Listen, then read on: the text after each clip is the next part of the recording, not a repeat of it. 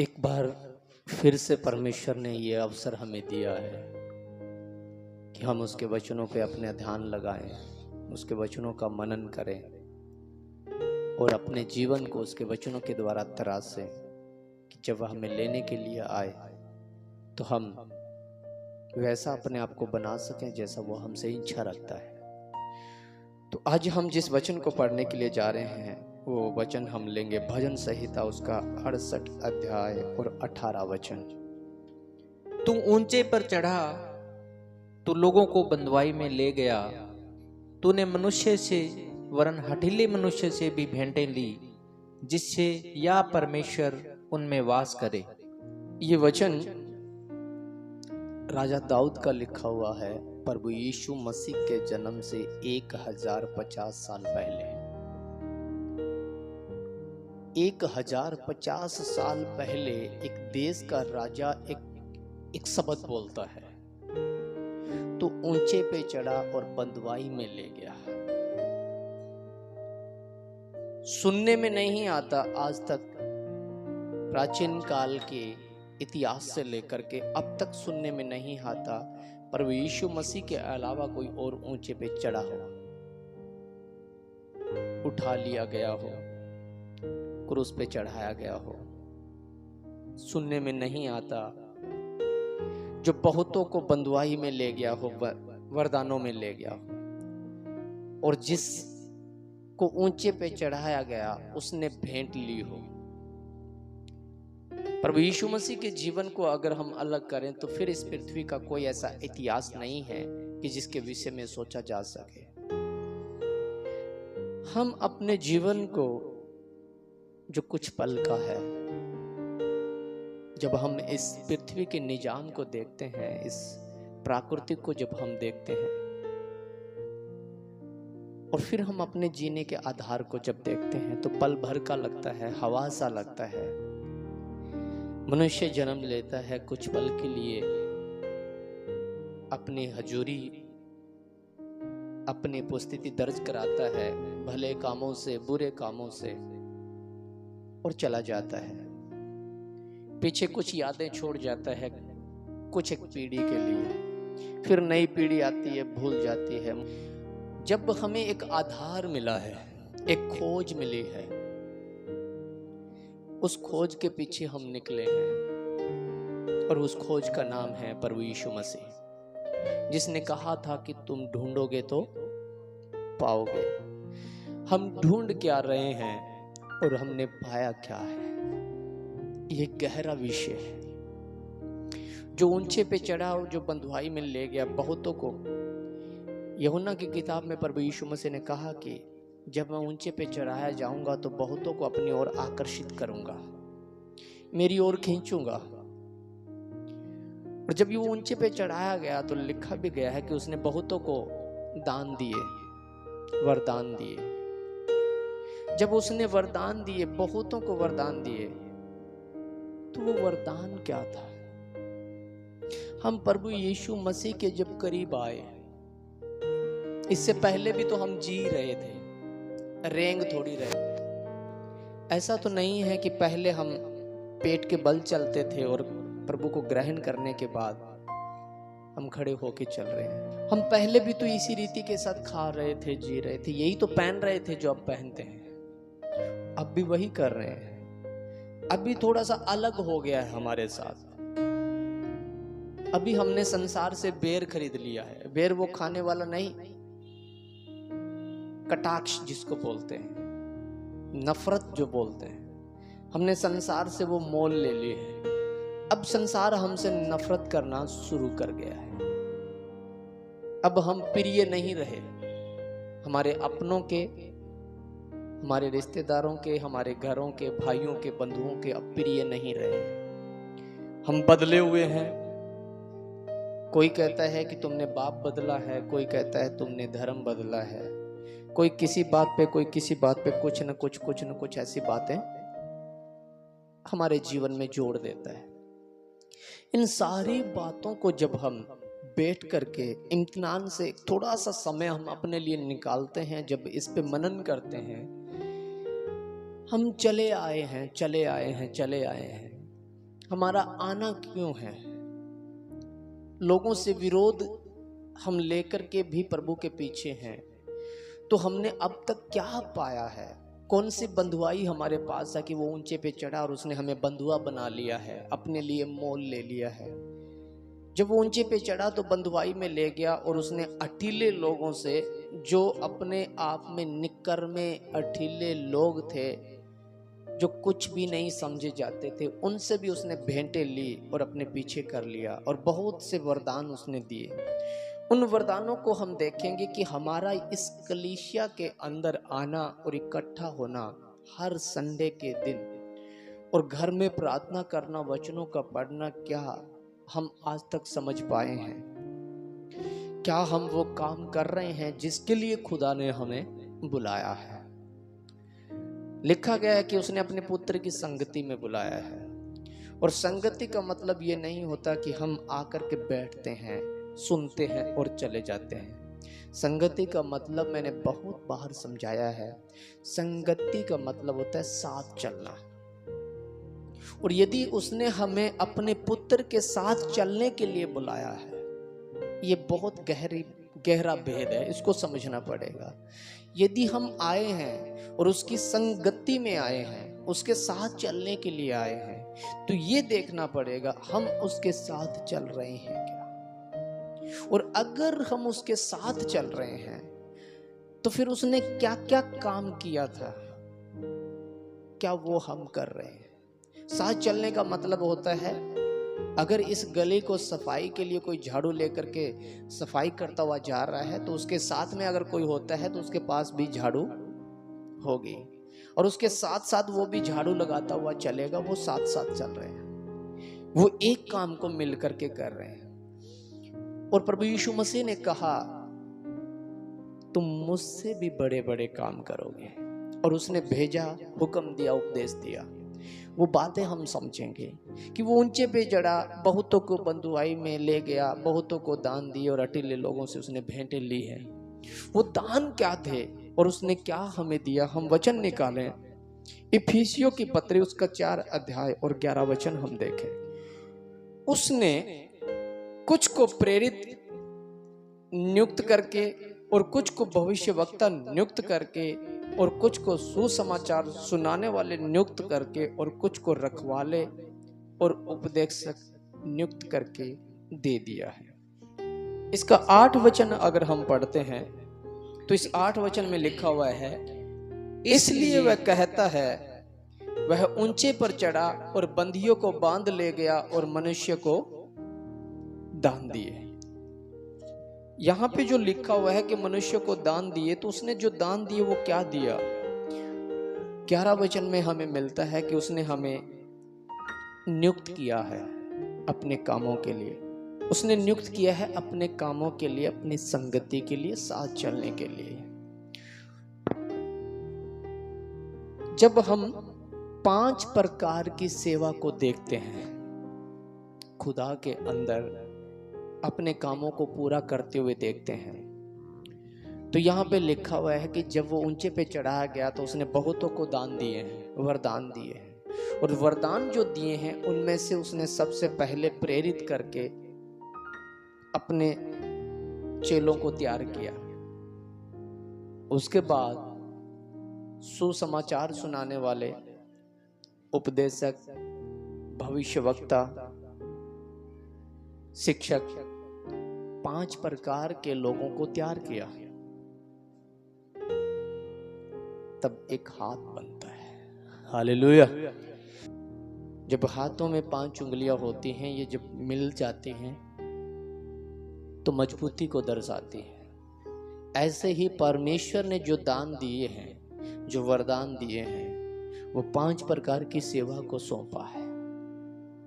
और 5 की सेवा को जब हम समझना शुरू करेंगे तो उसने हमें संगति में बुलाया है, साथ चलने के लिए, तो कुछ दिया है। हेलो, समझ पा रहे हैं? हमें कुछ दिया है, या तो अब तक हमने उसे ग्रहण नहीं किया, ये फाइनल है। और यदि हमने उसे पिता कह के पुकारा है और वो हमारा खुदा है, तो उसने अपनी बंधुआई में हमें लिया है, बंधुआ बनाया है। उसने अपना लहू दे करके हमें क्या कर लिया है?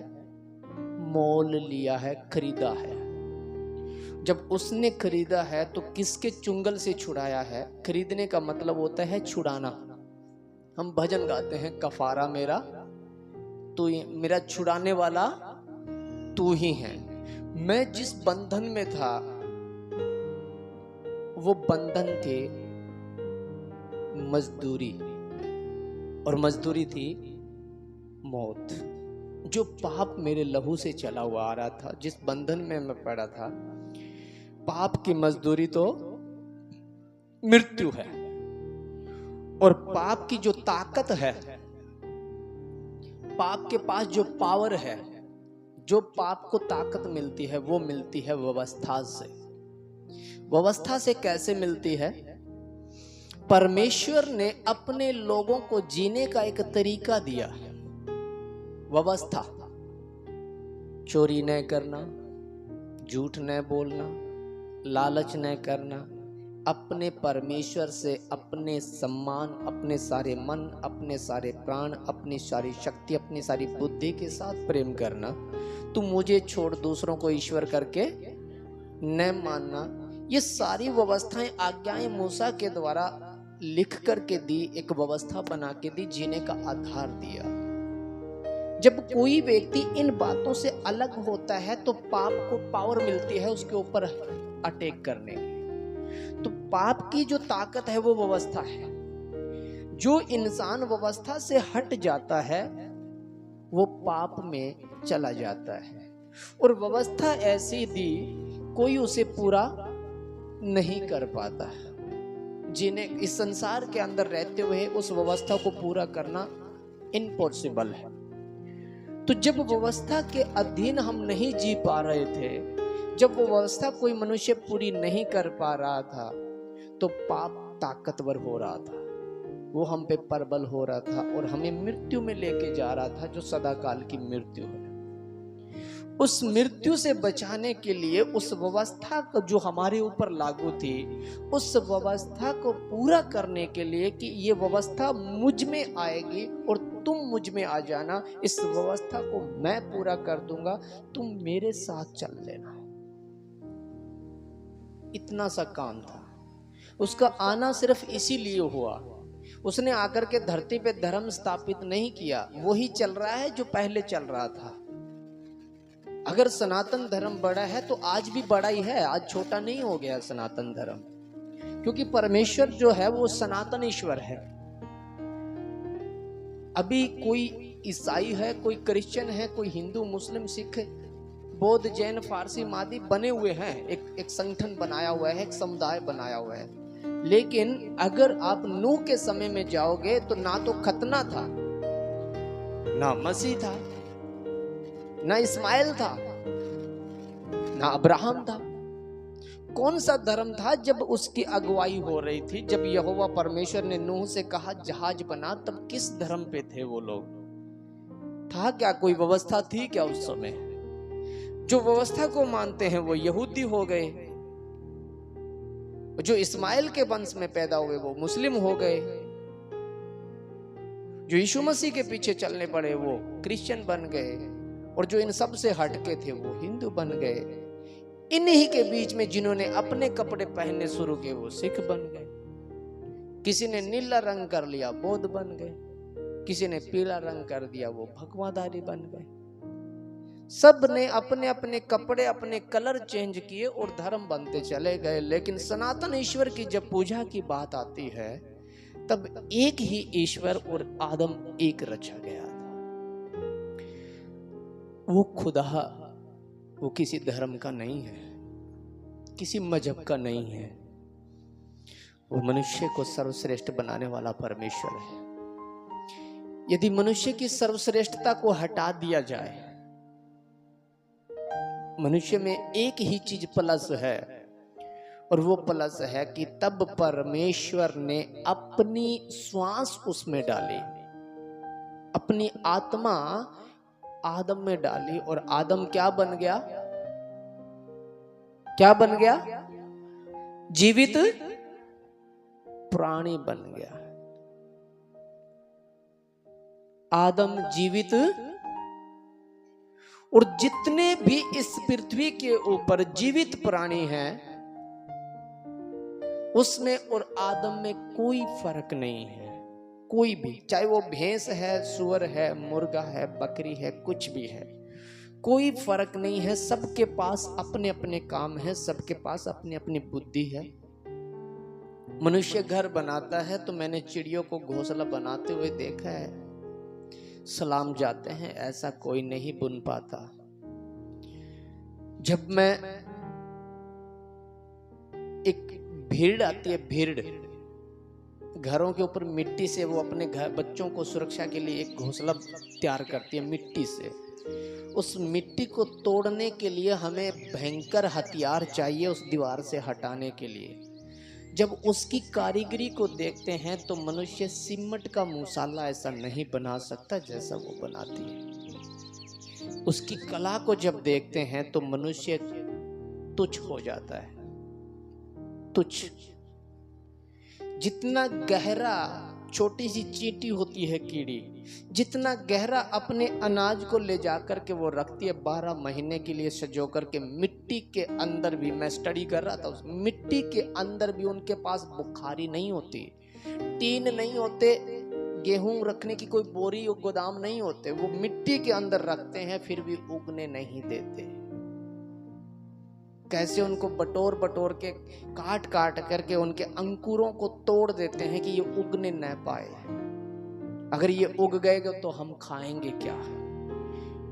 कितनी ऐसी भयंकर सुरक्षा बनाते हैं कि उनके ऊपर जमींदार पानी लगा देता है पर उनके अंदर पानी नहीं जा पाता।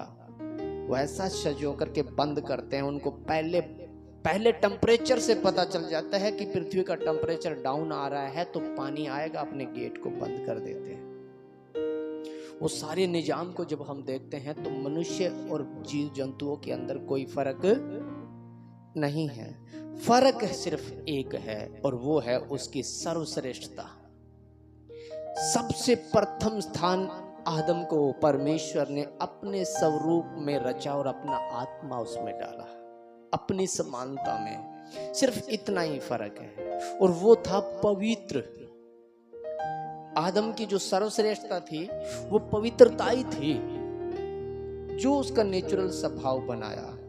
और वो पाप के द्वारा एक बुद्धि भ्रष्ट किए जाने से उसने वो खो दिया। तब प्रभु यीशु मसीह ने कहा कि तुम ढूंढोगे तो पाओगे। जो खोया था उसने कहा कि अगर तुम ढूंढोगे तो पाओगे। हम जब खोज में निकले, अगर हम भक्ति कर रहे हैं और हम नहीं जान रहे तो हम अंध भक्ति कर रहे हैं। हम प्रभु यीशु मसीह पे विश्वास करते हैं और यीशु मसीह को नहीं जानते, क्यों आया, किस लिए आया, तो विश्वास नहीं है, अंधविश्वास है। जो हम करते हैं वो दुनिया भी करती है। अंध भक्ति, अंधविश्वास, यही ढो रहे हैं हम अब तक। और यदि हम विश्वासी हैं और सच्चे विश्वासी, सच्चे ईश्वर की खोज में अगर लगे हुए हैं तो ये जगत जो पाप से भरा हुआ है ये हमारा विरोधी होगा। इसमें मेरा पिता, मेरी माता, मेरा भाई, मेरा बहन, मेरे जीजा, मेरा मामा, बुआ, फूफा, कोई भी हो सकता है जो मेरा विरोध करेगा। ये आप सबके लिए है, कोई भी हो सकता है, क्योंकि संसार जो पाप से भरा हुआ है, संसार जो खोया हुआ है, जिसके लहू में पाप दौड़ रहा है, अगर उससे अलग होकर के कोई जीने की कोशिश करेगा तो याद रखना, जंगली जैतून से डालियां जब काट दी जाती है और छांटा जाता है तो वो डालियां हमेशा उस जैतून को रुकावट पैदा करती है, उसके समीप किसी को जाने नहीं देती है यदि उनको हटाया न जाए तो। आप अपने घरों के अंदर या कोई पेड़ पौधे दरख्त होंगे, उनको छांट करके जो कटता है वो वहीं पे गिरा के देखना, आप उसके नीचे नहीं बैठ पाओगे यदि उनको अलग नहीं किया गया तो। जब उनको अलग किया जाएगा तब वो निखर के बहुत अच्छा सा आएगा, क्योंकि उसको जल पानी अच्छे से दिया जाएगा। हम यहाँ जब आए हैं, हमारा आने का एक आधार है वरदान। जब वो चढ़ाया गया क्रूस पे इन्हीं दिनों के अंदर, तो हमें बहुत कुछ दे करके भी गया, सहायक दे करके गया। और इसमें हम एक बात को पकड़ेंगे, और वो बात है कि उसने कुछ को प्रेरित करके नियुक्त करके, और कुछ को भविष्यवक्ता नियुक्त करके, और कुछ को सुसमाचार सुनाने वाले नियुक्त करके, और कुछ को रखवाले, कुछ को उपदेशक करके नियुक्त करके दे दिया। इसमें दो बातें हैं, सुसमाचार और उपदेश, जो देखने में एक जैसी लगती है। यदि हम यीशु मसीह का सुसमाचार सुनाते हैं तो फिर उपदेश किसको बोलते हैं, और यदि हम उपदेश करते हैं तो फिर सुसमाचार क्या है। एक जगह पौलुस ने ही कहा था, शायद, स्त्रियां सभा में चुप रहे, स्त्री उपदेश ना करे तो अच्छा है। अगर उसको सीखने की ललक है तो अपने घर अपने पतियों से सीख सकती है। सहज कलीसिया के अंदर स्त्री को बोलने का अधिकार दिया ही नहीं गया है। किसके अंदर? कलीसिया के अंदर। कलीसिया क्या है, सबसे पहले हमें ये देखना पड़ेगा, फिर हम स्त्री को समझ पाएंगे क्यों बोला गया और किस बात के लिए बोला गया, ताकि हम उन कामों को अच्छी रीति से कर लें। कलीसिया एक देह है, एक चुना हुआ संगठन है मसीह का, और उस देह के अंदर अंग है अलग अलग, और देह एक है, अंग अलग अलग है। उसमें से एक अंग है सुसमाचार सुनाने वाला, एक अंग है भविष्यवक्ता, एक अंग है प्रेरित, एक अंग है उपदेशक, एक अंग है प्रबंध करता। इस प्रकार से एक कलीसिया बनती है, जबकि देह एक है, अंग अनेक है, और वरदान बहुत है, पर देने वाला आत्मा एक है। जिसको जैसी जरूरत होता है वो देता है।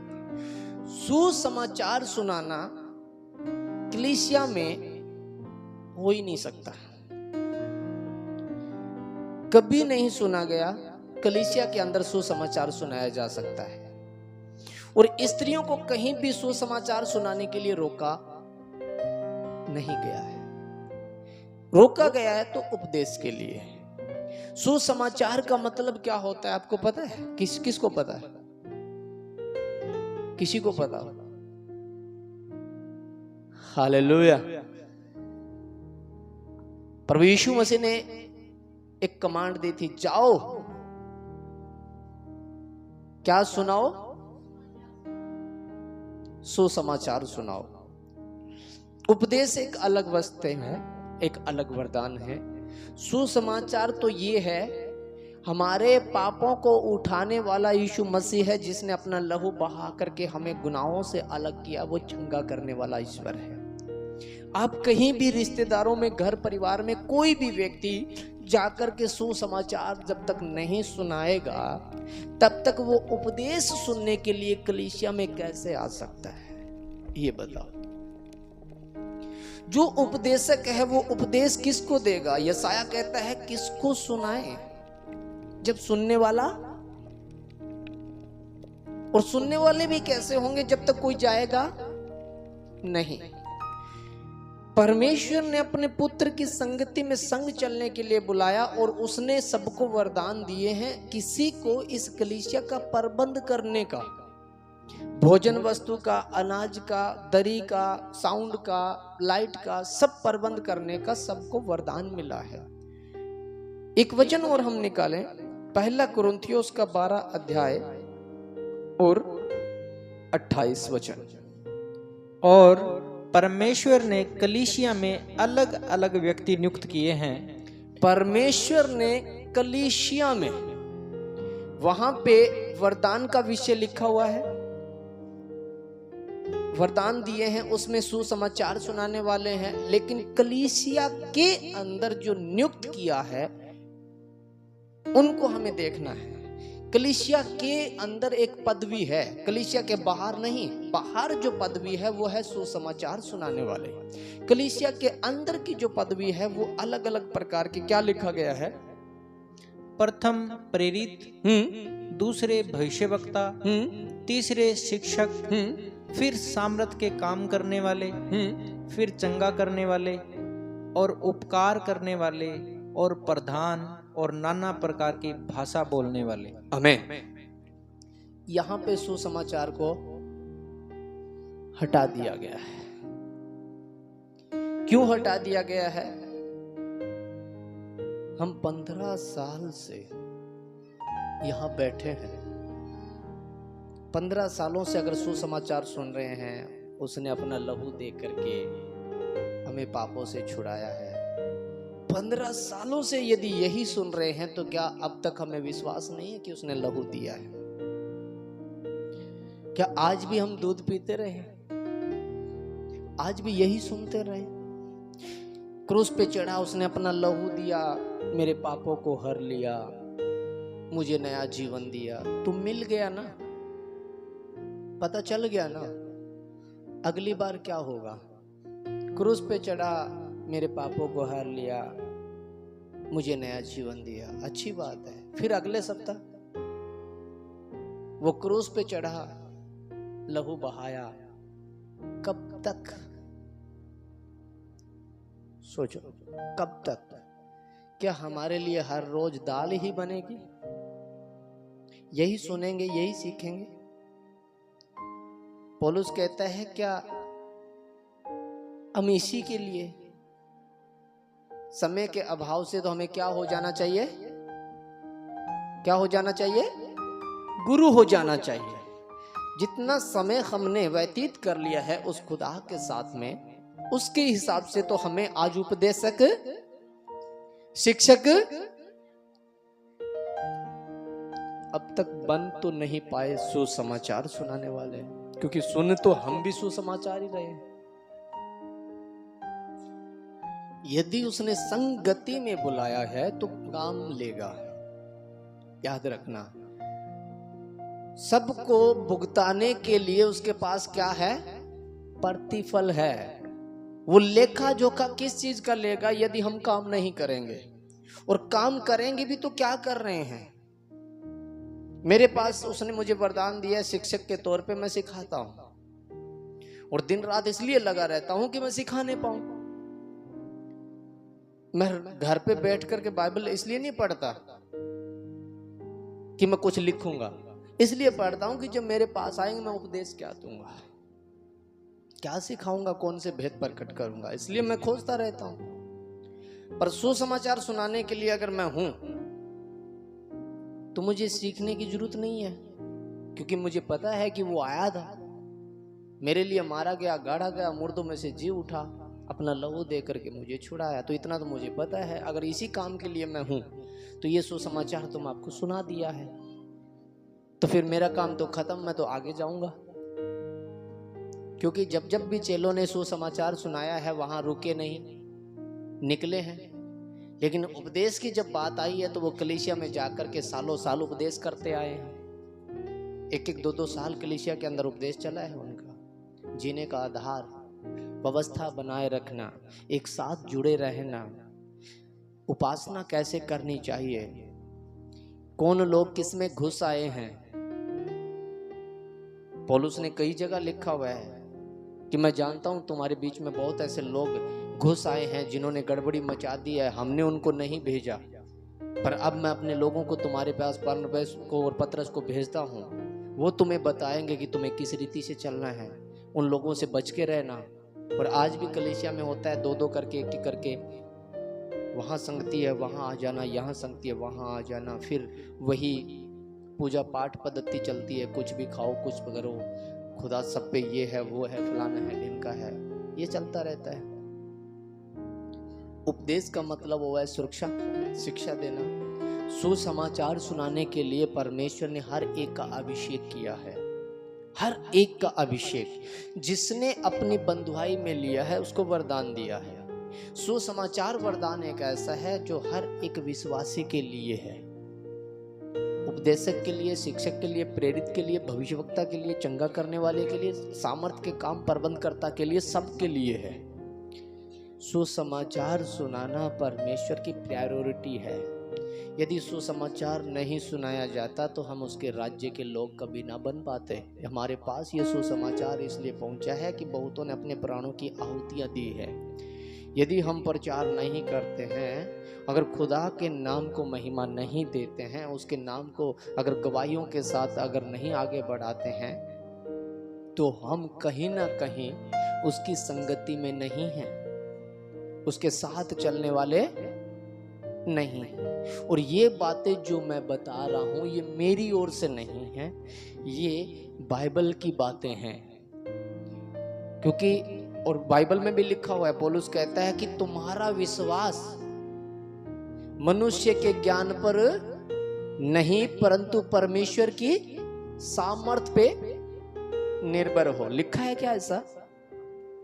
तुम्हारा जो ज्ञान है, तुम्हारी जो बुद्धि की बातें हैं, वो किसी मनुष्य की बातों में से नहीं लेना, परमेश्वर की सामर्थ पे लेना। और परमेश्वर की सामर्थ क्या है? जो वरदान तुम्हें मिला है वो परमेश्वर की सामर्थ है। क्योंकि बगैर विश्वास, वरदान एक विश्वास भी एक वरदान है, और यदि तुम्हारे अंदर विश्वास आया है तो एक वरदान आया है। और उस वरदान की सामर्थ्य ये है कि तुम सुसमाचार सुनाओगे। यदि वरदान न होता तो यरूशलेम के अंदर वो लोग भीतर बड़े हुए थे, प्रार्थना कर रहे थे लेकिन बाहर नहीं निकले, और सारे में बैठे। जब पवित्र आत्मा उन पे पेंताकोस्ट के दिन उतरा तब उन्होंने सुसमाचार सुनाना शुरू कर दिया और पतरस ने उपदेश देना शुरू कर दिया।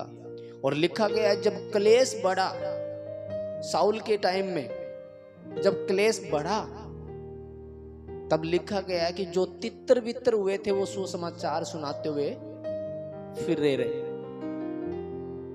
पौलुस कई जगह रुक रुक के उपदेश देता रहा, लेकिन वहां से उपदेश देने के बाद वो सुसमाचार सुनाते हुए निकला।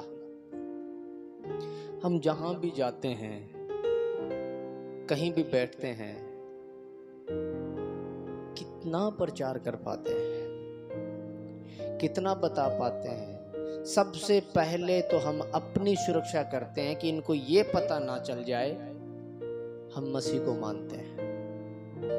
सबसे पहला काम तो यही करते हैं कि जहां भी जाएंगे तो हम अपने आप को कवर करेंगे कि अगर इनको ये पता चल गया तो फिर हम घंटों भर इनको क्या जवाब देंगे, ये पता नहीं क्या क्या बातें बोलेंगे। इससे भला क्या है कि पर्दा ही डाल दो। ये वरदान मिला है हमें, सबसे बड़ा वरदान जो मिला है वो यही वरदान मिला है। और यहीं पे रुकावट पैदा हो गई है आशीषों की, यहीं पे रुकावट पैदा हो गई है चंगाई की। जिन्होंने गवाही दी है, जिन्होंने चिल्लाया है, जिन्होंने अब जो लोग दबाना चाहते हैं उनसे नहीं दबे, उन्होंने चमत्कार देखा है। हालेलुया। हे दाऊद की संतान मुझ पे, लोगों ने क्या बोला? चुप कर। दबाया था क्या? अगर वो दब जाता, अपनी आवाज को बुलंद ना करता, वो गवाहियों को ना देता, तो क्या यीशु मसीह उसे सुनता? कई अगर उस भीड़ को अलग ना करता और जाकर के गुलर के पेड़ पे ना बैठता, तो क्या यीशु मसीह उसके घर जाते? था क्या ऐसा? एक स्त्री जो लहू बहने की बीमारी से और अपनी सारी पूंजी दे चुकी थी और यहां तक कि वो मौत के करीब थी, अगर वो भीड़ को चीर करके उसके पल्लू के समीप ना पहुंचती तो क्या चंगाई पाती? एक 38 वर्ष से कुबड़ा इंसान जल के समीप बैठा था और यीशु मसीह ने पूछा कि दुनिया ठीक हो रही है, तेरा कारण क्या है? तो उसने उत्तर पता है क्या दिया? मुझे कोई सहारा देने वाला भी नहीं है। यदि कोई मुझे सहारा दे तभी तो मैं उतरू ना। प्रभु यीशु मसीह ने कहा कि मैं हूं। हालेलुया। और वो चंगाई पा गया। जब हम निर्भर होते हैं दूसरों पे तो कैसे जल में उतरा जाएगा। जब निर्भर होते हैं किसी सहारे पे, हमारी प्रार्थना हमारे अंदर नहीं हो सकती, हम खुद चल करके नहीं आ सकते, तो कैसे चंगाई पाएंगे। हम खुदा के कामों को करना नहीं चाहते, हम लज्जित नहीं होना चाहते, अपने सेल्फ रिस्पेक्ट को नहीं खोना चाहते जो समाज में हमें मिली है। हम कैसे आशीषों को पाएं, कैसे हमारे बटुए भरे जाएं, कैसे हमारे खत्ते भरे रहें, कैसे श्रापों से मुक्ति मिले, कैसे हम फलवंत बने। पर आपको समझना पड़ेगा, ये सारी बातें आपको जाननी पड़ेगी। अपने हाथों को देखो, मेरा हाथ कितना बड़ा है। अगर मेरा हाथ ऐसा ताकतवर है, अपने घरों को देखो, अपने खेतों को देखो, अपने पशुओं को देखो और निगाहें डालो कि अगर उनमें भरपूरी है तो ये इसलिए है कि हम खुदा के कामों को कर सकें। परमेश्वर अपने जब घरों के पीछे की तरफ निगाहें और अपने खेत, अपने बिजनेस की तरफ निगाहें डालोगे ना, तो वो इसलिए नहीं है कि आप इस संसार के अंदर रंगरलिया मनाओ, इसलिए नहीं है कि आप 4 लाख रुपए के फूल लगा करके और बेटी बेटों की शादियां करो। वो इसलिए नहीं है कि अपने वैभव को चमकाने के लिए लाखों करोड़ों रुपए की सजावट बना लो। वो इसलिए है कि तुम खुदा की सेवा को पूरा करो, जिनके पास नहीं है उनका प्रबंध तुम करो, इसलिए दिया है। अगर हम नहीं समझ पाते हैं इन चीजों को, तो मैं सच कहता हूं, परमेश्वर के पवित्र लोगों ने इन सेवा को पूरा किया है। जो परमेश्वर के लोग हैं उन्होंने देखा, जब प्रेरितों ने देखा कि हमें एक वरदान मिल गया है उसके उपदेश देने का, अब जमीन हमारे किसी काम की नहीं है क्योंकि हमें एक काम मिल गया है, हम खुदा को, उन्होंने जमीन बेच के पवित्र लोगों की सेवा को पूरा कर दिया क्योंकि जरूरत ही नहीं पड़ी। अगर वो जमीनों में चले जाते, अगर बोना सोना शुरू कर देते, तो हमारे पास वचन कभी ना पहुंचा पाते। जिन लोगों को जो काम मिला था उस काम को खुदा में लगाया उन्होंने। जिनके पास खेत खलियान है वो इसलिए हैं कि खुदा ने उन्हें इसलिए चुना है कि उन्हीं के द्वारा खुदा के घर की भरपूरी आएगी, पवित्र लोगों की सेवा पूरी होगी। जिनको बुद्धि मिली है, दिमाग मिला है, वो आकर के देखेंगे कलीसिया के अंदर लोगों का बैठने की व्यवस्था ठीक नहीं है, गर्मी मरते हैं, बच्चों के पास पीने के लिए पानी का कोई प्रबंध नहीं है, बैठने की व्यवस्था जो है उनके पास बुद्धि है, और फिर अपने प्रबंध को देखेंगे कि मेरे पास इतना कुछ है, और वो उस सेवा को बिना पूछे खुदा में पूरी करते हैं। जिसके पास चलने के लिए पाँव हैं, साधन हैं, और वो देखेंगे कि बुजुर्ग है और मेरे पास इतना टाइम पड़ा है, उसको बैठा करके वहां छोड़ करके आता है जहां से उसे साधन मिलने वाले हैं। ये एक सेवा है, परमेश्वर ने दी है। कलीसिया के अंदर अलग अलग प्रकार के चाय बनाने का वरदान है किसी के पास जो अच्छी चाय बना लेता है। चाय तो सभी बना लेंगे, लेकिन कोई है जिसको खुदा ने नवाजा है बुद्धि से, इस रीति से बनती है, वो बनाता है।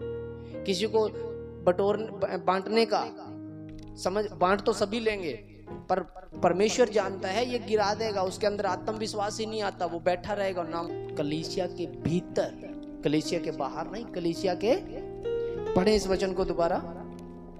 और परमेश्वर ने कलीसिया में अलग अलग व्यक्ति नियुक्त किए, जगत में या कलीसिया में। कलीसिया क्या होती है? परमेश्वर की एक अंग, देह होती है। हम क्या है? परमेश्वर की एक।